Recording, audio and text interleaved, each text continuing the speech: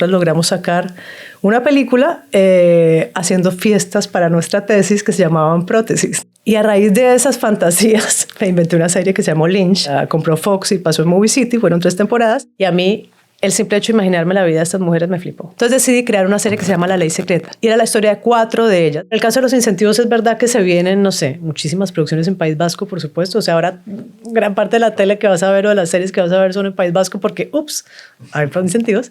Y no podían creer que hubiera mar y montaña y los picos de Europa. Todo ahí mismito en un solo lugar.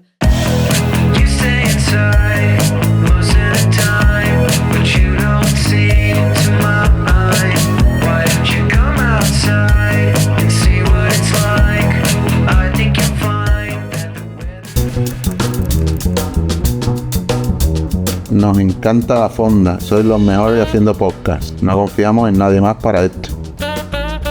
Nos siguen llegando correos para que realicemos podcast. A ver, que es un halago, pero que es que no se enteran realmente de qué va la Fonda Film Service. Nos dedicamos a ayudar a producciones audiovisuales. Lo mismo le damos soporte local, ayuda en logística, en transporte, En definitiva, somos una empresa de Film Service. Sí, hacemos un podcast, pero hacemos mucho más. Hola Juliana, bienvenida al podcast Burros como Cebras, que lo hacemos desde la Fonda Film Service, aquí en Cádiz.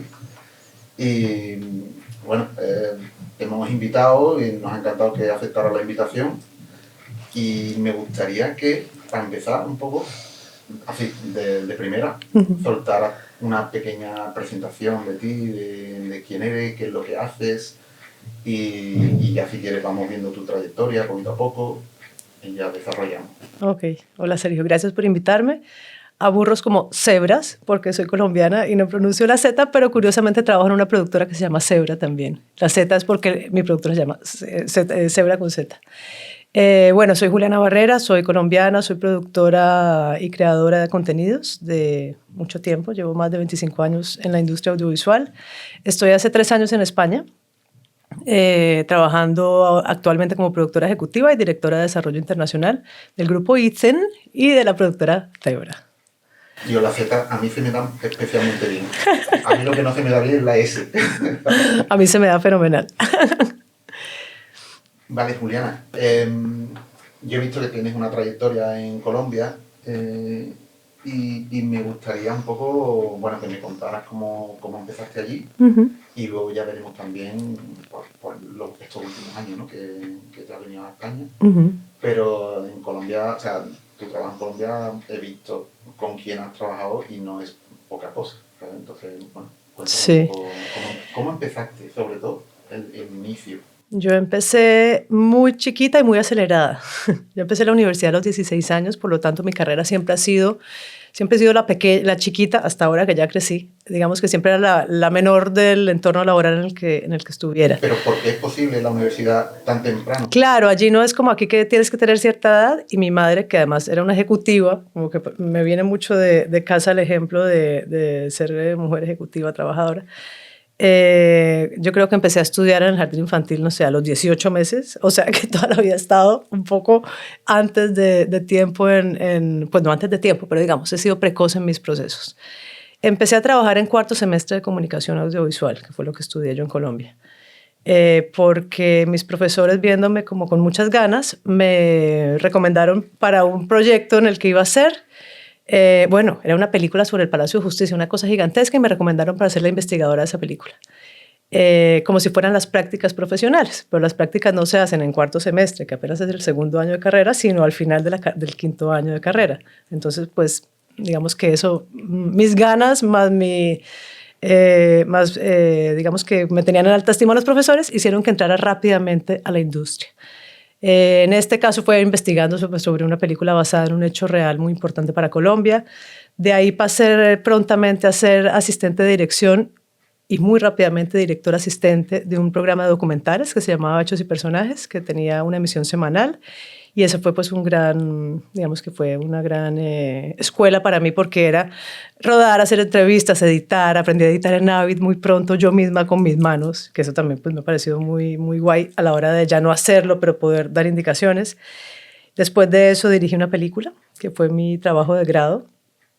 Y como no podía hacer nada fácil, pues decidí hacer algo muy difícil, que es hacer cine en Colombia en el año 98. Y fuimos un grupo de 5 mujeres que hicimos una película. Fue la primera película fue codirigida por una de mis compañeras y por mí. Otra era guionista y 2 eran productoras. Y nos decían las niñas del cine porque yo era la menor, que tenía 19, las demás tenían 21, 22. Y pues en Colombia, en ese momento, ahora es menos difícil, pero en ese momento era muy, muy, muy difícil la tarea de hacer cine. Ni siquiera los señorones, pues directores, podían hacerlo. Y nosotras logramos sacar una película haciendo fiestas para nuestra tesis que se llamaban Prótesis. Se volvieron unas fiestas muy famosas, las fiestas Prótesis, y con eso y un premio que nos dio el Ministerio de Cultura terminamos haciendo una película que después Dago García, vicepresidente de Caracol Televisión desde esa época y aún todavía, Caracol es el canal, como la cadena más grande de televisión en Colombia, vio y decidió apoyar con más dinero, regalarnos una plata para que termináramos de hacerla, y en fin, bueno, todo para contarte que empecé como con muchas ganas. Básicamente me abrieron una puertica y yo por ahí seguí derecho y eso me ha permitido pasar por muchos roles y por muchos géneros también. Entonces al principio fue documentales, hice esta peli de ficción, luego fui directora de un programa infantil de lunes a viernes en Canal Capital, que es la cadena autonómica de Bogotá, 3 horas en directo. También es que hay gente muy irresponsable que pone gente joven a liderar cosas. Y después de eso empecé a hacer realities. Cuando se inventaron pues, los realities y Survivor. Fui parte de los aventureros que se fueron por allá a archipiélagos en el Caribe a rodar. Y bueno, y lentamente la vida me fue llevando por diferentes, o ni tan lentamente, pero bueno, rápidamente la vida me fue llevando por diferentes caminos hasta aterrizar en la ficción. Y en el año 2012 produje como productora ejecutiva mi primera serie que se llamó Mentiras Perfectas, que era la adaptación de Nip Tuck, una serie americana pues muy famosa de Warner. Y ahí he seguido. ¿Y cómo es esto? Porque no he terminado de entenderlo bien. Digo, te voy a volver a preguntar. Dale. Lo de las fiestas, ¿a qué te refieres? ¿Que hacíais fiestas, digamos, para sacar beneficios para poder...? Claro, hacíamos fiestas y vendíamos las entradas, entonces nos conseguíamos unas casotas y DJs amigos y bueno, éramos jóvenes, teníamos 19, 20 años y en ese momento fiestero de la vida, teníamos muchos usuarios de la fiesta. Sí, fiestas que vendíamos en la entrada y todo lo que ganábamos en la fiesta vendiendo entradas y pues trago, alcohol en la fiesta era para hacer la película. Y se llamaban Prótesis, que era como un poco la muleta que necesitábamos para seguir adelante con la peli, pero además porque eran pro-tesis, para graduarnos para hacer la tesis de grado. Eso. Esto te estoy hablando del año 97, 98, o sea, hace rato. El siglo pasado. Y bueno, y luego, ¿cómo pasas también de...? Porque, sí, bueno, tú misma lo has dicho, ¿no? Que has dirigido también tus proyectos. Pero de dirigir a producir es como... Sí, está dentro del mismo ámbito de audiovisual, pero es algo completamente distinto, ¿no? Tú siempre has tenido una mirada, digamos, de querer producir, pero has empezado por ahí, o al revés, o tenías y has ido evolucionando. ¿O cómo ha sido tu cambio de puesto, de fase de uno a otro? No, mi camino ha sido un camino creativo, creo yo. O sea, todo lo que he hecho siempre ha sido desde una visión o parada de la posición como de los contenidos. Entonces yo, cuando te digo que hice esto de los realities, era directora de contenidos de los realities. Entonces escribía los guiones y manejaba las líneas dramáticas, que es muy interesante tanto en documental como en reality, pues generar estructuras narrativas que te permiten con los elementos que tienen y con los sucesos que van pasando sin que los manejes, pues porque es realidad, pero sí que debes estructurarlo y generar una narrativa como de ficción, con actos y personajes y conflictos para poder, digamos, hacerlo atractivo para el público y además entrar como en los tiempos y en los ritmos que requieren las cadenas. Entonces yo digo que mi paso por los realities, que fue, yo creo que estaría unos 3, 4 años, pero muy intenso, siempre siendo directora de contenidos allí, me permitió hacer casi que como que un estudio del ser humano, o sea, perfilar y entender y empatizar y fijarme mucho en los matices de los personajes que se presentaban ante mí en esos formatos.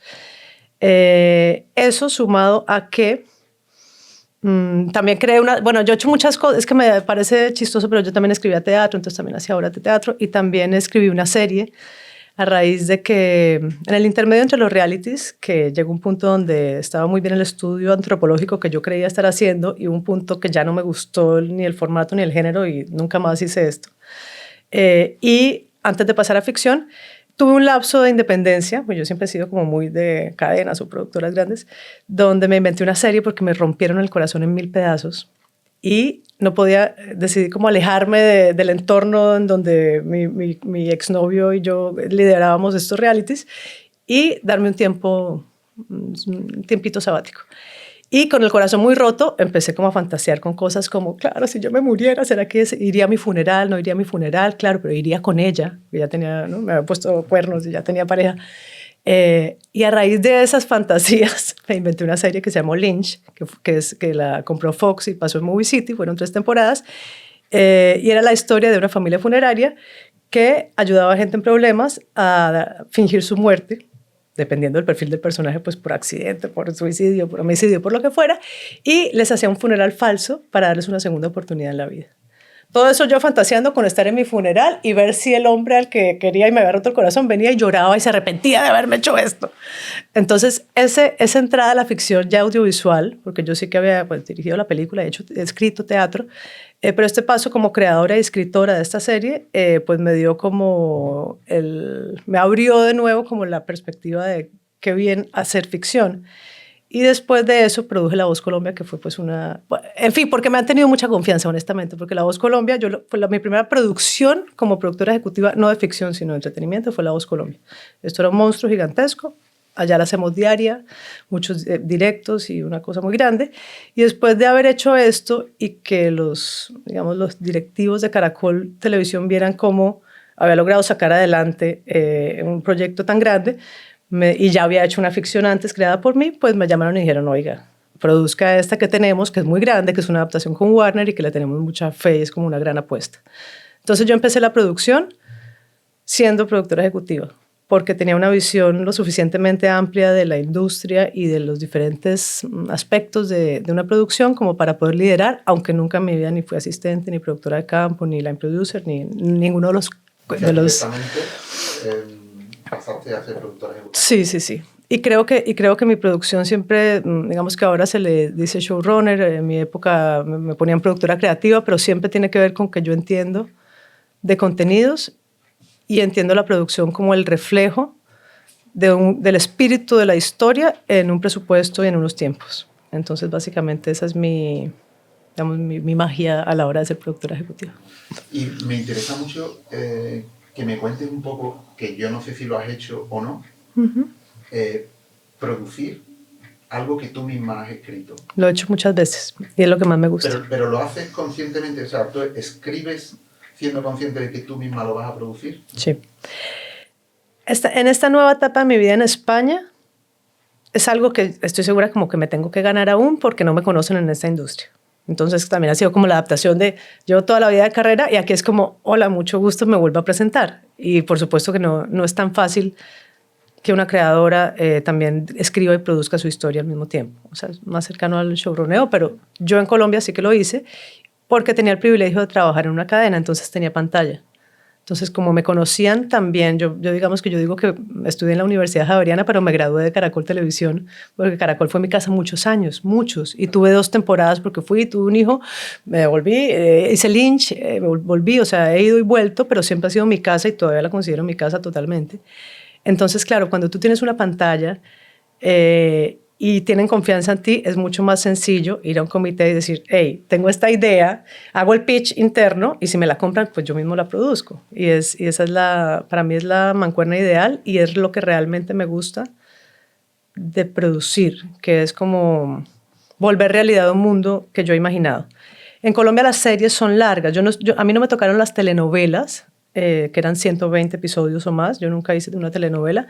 Entré en la época de las series, que para aquí pues es un chiste porque igual series de 60 pues son un montón de episodios, pero eran respecto a lo que hacíamos y respecto a nuestra industria, productos a los que se les daba más presupuesto, más tiempo y con mayor calidad. Entonces a mí me tocó como esa transición. Ya no me tocó telenovelas, sino series y luego producir para streamers. Pero en esta etapa de las series, pues sí que tuve el privilegio de de escoger cuál quería, ir a venderla internamente, que me la compraran, escribir los guiones. Siempre escribía por lo menos el 1 y el 2, armaba el equipo y luego pues argumentaba con ellos y era la que daba como el pincelazo final la pincelada final a los guiones para equipararlos todos, porque solía ser un equipo pues, más grande de guionistas, y producía. Y eso que no sabía cómo se llamaba, y yo no me identificaba mucho con lo de productora ejecutiva, me identificaba más como productora creativa, se ensambló después, digamos, como muy americanizado con el tema del showruneo, que yo creo que es más cercano a lo que a mí me gusta hacer. Y vuelvo a incidir en lo mismo, pero es que me interesa mucho saber cómo es ese proceso, porque para mí es muy complicado, porque no te pones trabas cuando escribes. O sea, yo cuando vas a producir algo, tú intentas ver de qué forma puedes levantar el proyecto y dices, vale, tenemos esto. Imagínate que te llega un proyecto externo y tú lo analizas y dices, bueno, vamos a producirlo de esta forma. Pero no te saboteas. ¿Cómo haces para no sabotearte a ti misma cuando escribes algo que sabes que tú misma lo vas a producir? ¿Sabes? Dices, no, al revés, tienes el sartén por el mango. Es decir, si tú eres, y te hablo, y por eso digo que el privilegio, te hablo específicamente del privilegio de ser una productora ejecutiva creadora en una pantalla. Porque por supuesto que si tienes que salir a venderlo y no tienes pantalla, pues es diferente. Yo ahí tenía toda la información, sabía cuánto había de presupuesto por episodio. Entonces también creaba con un principio de realidad. Y a mí, al revés, los condicionantes siempre me han parecido un juego creativo. O sea, si tú tienes ilimitado, en teoría puedes imaginarte ilimitado, pero si tienes 100 y tienes 60 días y tienes 4 personajes y tienes no sé qué doble unidad, pues vas creando sobre eso, que me parece que al revés de limitarte, si lo asumes de una manera como un reto creativo y de contenido, pues es todo lo contrario. Te pongo un ejemplo súper concreto del cual me siento muy orgullosa todavía, y eso que fue en el 2017. A raíz de una larga investigación del director de noticias del canal Caracol sobre las agentes infiltradas, pues Colombia tiene conflicto interno y una realidad pues bastante compleja en cuanto a guerrilla, narcotráfico y seguridad y tal. En ese momento, el director de noticias me contó de una investigación que había hecho sobre las agentes de inteligencia de la policía que tenían misiones encubiertas en eso, se volvían la madrina, o sea, como la mejor amiga de la novia del narco, la cocinera del campamento guerrillero, haciendo digamos, misiones encubiertas y representando roles de personas que no eran. Y a mí, el simple hecho de imaginarme la vida de estas mujeres me flipó. O sea, aluciné. Le dije, bueno, quiero ya este acceso. Me dio acceso a 8 mujeres y tuve sesiones larguísimas con ellas conversando y conversando de cómo eran sus trabajos. Su éxito es, además, triunfar en el trabajo y que nunca nadie lo sepa, ni siquiera sus propias familias. O sea, realmente es una vida llena de dilemas, donde las emociones además están, o sea, porque digamos que sus vidas reales están, ¿no? La trastienda y todo el tiempo están actuando, pero por supuesto que las emociones son de la misma persona, entonces terminan involucradas emocionalmente con las personas con las que conviven y no saben quiénes son. Interesantísimo. Entonces decidí crear una serie que se llama La Ley Secreta, que está en Netflix, que todavía se puede ver. Y era la historia de 4 de ellas, hice como unos perfiles que fusionaban ciertas historias de las que me habían contado, y era la historia de 4 policías de la inteligencia que estaban en la misma misión, pero cada una compartimentada en diferentes lados, porque una misión que tenía que ver con guerrilla, con narcotráfico y con lavado de dinero. Entonces, ¿no? Como que tocaba una parte de la realidad cada una, y al final todo esto generaba una gran misión para las 4 y para la inteligencia de la policía. Pero viendo que era una historia bastante ambiciosa porque tenía que grabar en la selva, en el Pacífico, había temas de lanchas y cosas así de narcotráfico, decidí que la única manera, me di cuenta que la única manera era hacerla 3 unidades. Y escribí para 3 unidades. Y contraté a 3 directores con los que hicimos todo un trabajo previo de trabajo colectivo y generosidad para que pudieran hacer. Todos estaban haciendo una parte del episodio, o sea, no hacía ninguno un solo episodio, todos hacían. Entonces el uno tenía la línea de la chica de la selva, el otro tenía la de los narcotraficantes, el otro tenía la de la ciudad. Y fue espectacular. Pero era como la manera de integrar un método de producción, un sistema industrial de producción, como hacer un rodaje a 3 unidades todo el tiempo, incluso a veces tenía una cuarta, compaginando una historia a la que le sentaba muy bien esa dinámica de producción. Entonces, pues bueno, es como que si eres capaz, o sea, puedes manejar la historia y además entiendes perfectamente los parámetros de producción en los que te tienes que mover, puedes hacer todo tipo de cosas para que eso se haga realidad. Y eso a mí pues me emociona, es de lo que más me gusta. Y llegado, ¿cómo llega a ti, o no sé si es decisión tuya propia o una propuesta que te hacen el venirte a España? ¿Cómo te ocurre? Pues fue una propuesta, yo nunca me había pensado venirme a España. Sin embargo, estaba trabajando después de Caracol, yo me fui pues me ofrecieron un cargo en MediaPro Studio. De MediaPro Studio estaba llegando a América Latina. Digamos que yo consolidé su operación en Colombia y empecé la de México. Entonces ya estaba trabajando con España. Mi jefa era Laura Fernández Espeso, pues que es la jefa de MediaPro aquí. Y no era algo que me resultara ajeno, pero cuando estaba allí en MediaPro, me llamaron de Netflix, pues me llamó Diego Ábalos, que es mexicano y me conocía de mi etapa como productora para Netflix en América Latina, a proponerme venir aquí para ser directora de series originales junto a Verónica Fernández, que es pues que todavía continúa. Y mi primer pensamiento fue, no, España queda muy lejos. Y efectivamente queda muy lejos de mi familia y de mi gente y el horario y bueno. Pero por supuesto que le di una doble pensada y no tuve que pensarlo mucho más porque representaba pues un reto impresionante, iba a representar un gran aprendizaje en un momento de la carrera donde yo ya estaba, digamos, no era que no fuera a aprender, uno aprende todos los días, pero en mi industria pues ya había hecho muchas cosas claro, y me quedaba muy fácil, digamos, moverme en mi industria.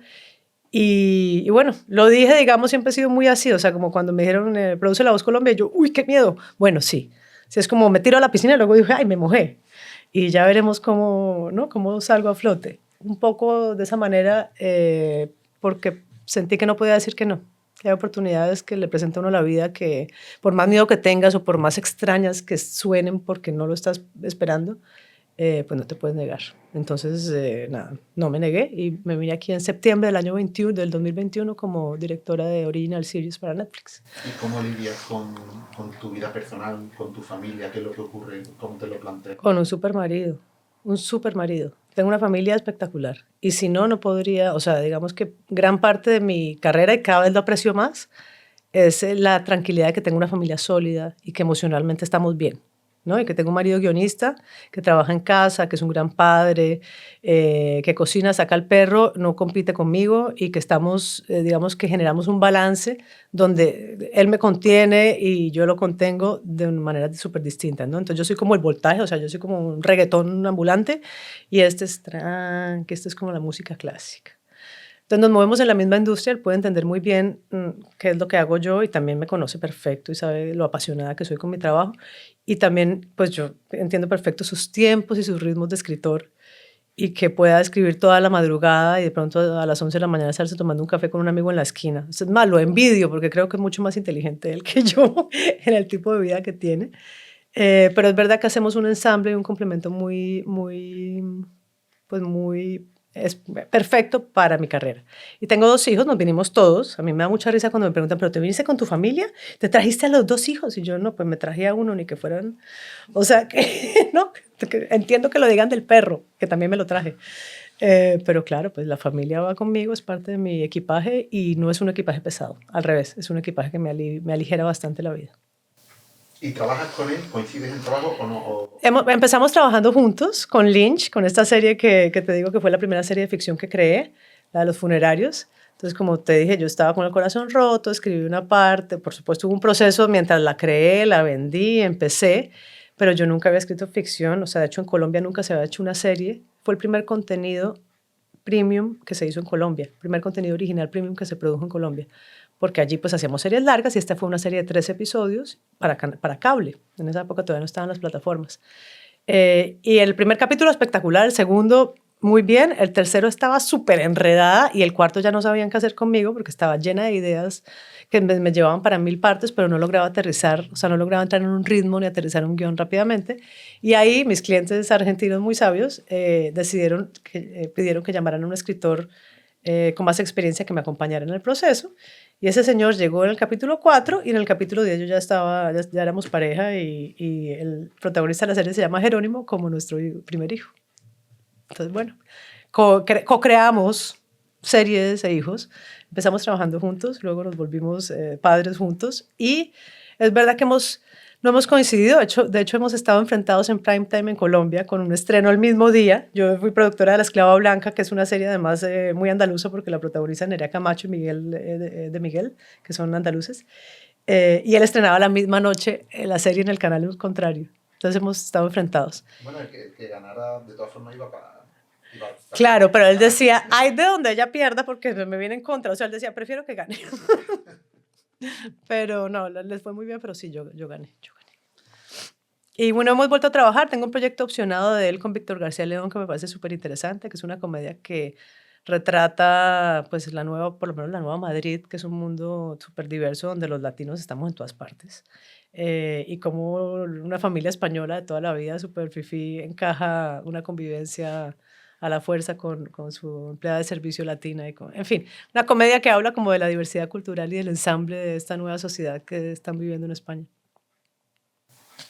Y estando ya aquí, que ya llevas un tiempo, ¿puedes hacer como una pequeña comparación de ver cómo es la industria en Colombia, cómo es la industria en España, si a ti te funciona de la misma manera o si hay mecanismos que tú has notado que cambian y que tú dices, bueno, pues aquí tengo que hacerlo de esta forma porque aunque yo trabajaba de esta otra forma antes, ahora aquí esto no funciona o no, o si es igual, ¿cómo lo ves?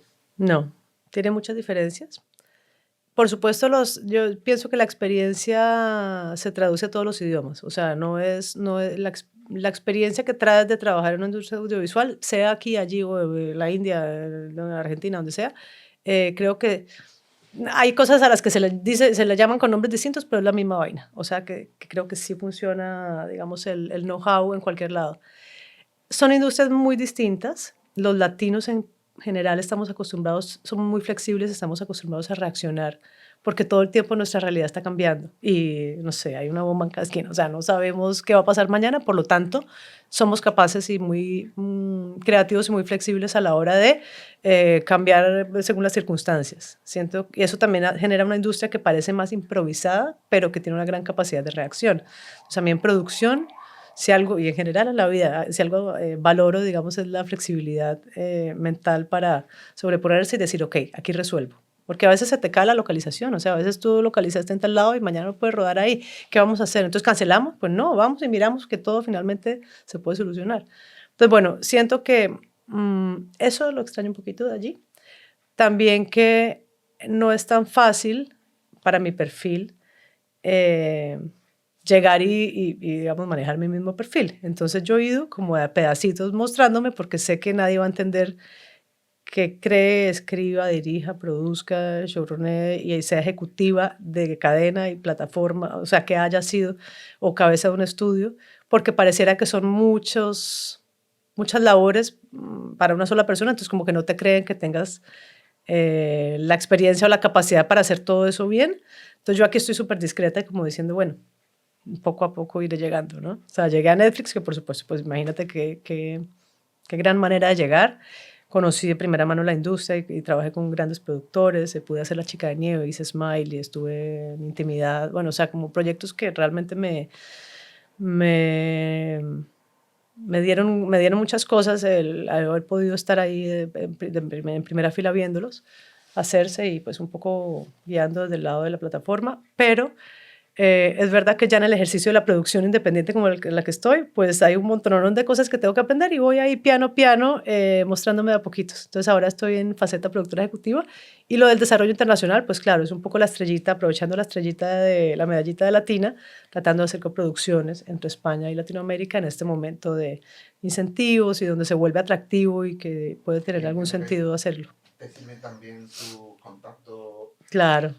Obvio. Que te traes, ¿no? Eso viene contigo, con tu... Tal cual, tal cual. Y te quería preguntar, bueno, por esta última etapa en la que estás ahora mismo, porque claro, tú, la productora en la que desarrollas tu trabajo ahora mismo tiene un corte más independiente. Sí. ¿Sabes? ¿Qué diferencias notas tú con Caracol, por ejemplo? ¿No? Que Caracol es una cadena. La percepción desde aquí es lo más grande de Colombia desde el punto de vista audiovisual. Sí. Entonces entiendo que son formas de enfocar los proyectos, entiendo que serán muy distintas, ¿no? ¿Tú notas cambios? Totalmente. Pues primero, no tener pantalla. O sea, cuando tienes una pantalla, pues es totalmente distinto y tus problemas son otros. O sea, también tienes que atender a un montón de cosas que como productor independiente en las que no tienes que pensar como productor independiente. Pero por supuesto que tener pantalla pues te da acceso inmediato a que pongan tu proyecto y si no les gustó pues presentas otro, pero tus proyectos van a ir a la pantalla. Y a un productor le gusta producir. Entonces los tiempos se acortan y estás constantemente produciendo. Ahí el tema es que nunca paras, entonces llega un punto que uno dice, un espacio entre una y otra y siempre tienes que estar como superponiendo proyectos. Estar en el grupo ISEN y en Zebra como productora ejecutiva me ha dado, yo creo que termina de hacer el 360 de mi carrera, porque es verdad que nunca he sido productora independiente. Y ser productora independiente en un país, en una industria en la que estoy conociendo, cada vez más, digamos, más rápido, más pronto, pues me parece un súper aprendizaje. Porque claro, aquí también llego en la época de los incentivos y de todas estas ayudas que en Colombia ya hay, pero aquí pues como que en cada comunidad están sacando una nueva. Entonces, ¿cómo nos adaptamos a producir aquí, allí y tal? Y me gusta mucho de Zebra y de José Velasco y de Sara Fernández Velasco, que es mi jefa, que son los dueños de la productora, que son muy arriesgados, o sea, son como que toman muchos riesgos y tienen una visión de la industria, pues José de toda la vida y Sara es súper lista con el tema financiero. Entonces también toman como unos riesgos donde hay proyectos que si creen en ese proyecto lo sacan adelante independientemente de que no entren de pronto como un original, sino más como una estructura de vamos a apostar a este proyecto, vamos a conseguir la financiación y entramos vía adquisiciones y además tenemos entonces la posibilidad de distribuirlo internacionalmente. Entonces eso te lleva por todo el circuito de producción, desde la creación, el desarrollo, la levantada de financiación, el pitch, la venta y luego la distribución internacional. Pues es súper interesante. O sea, a mí que me gusta un poquito de todo, para mí es súper interesante. Y eso, ver cómo apuestan con la confianza que si creen en un contenido lo sacan adelante y lo sacan adelante, me parece espectacular. Entonces, pues sí, es para mí nuevo, ya llevo 1 año y medio larguito, en enero cumplo 2 años de estar con ellos y he aprendido un montón de cosas que no sabía y también te digo que claro, ser productor independiente es picar piedra en una mina, ¿no? A ver si encuentras la pepita de oro y antes yo estaba así con un sedazo filtrando pepitas y ahora es como... ¿Dónde está la pepita de oro que nos va a mantener esta estructura en la mina? Que genera más responsabilidad, pero también creo que es más emocionante. O sea que, bueno, estoy contenta en esta nueva etapa. ¿Y hasta qué punto crees que influyen los incentivos que has comentado antes a la hora de llevar un proyecto a cabo?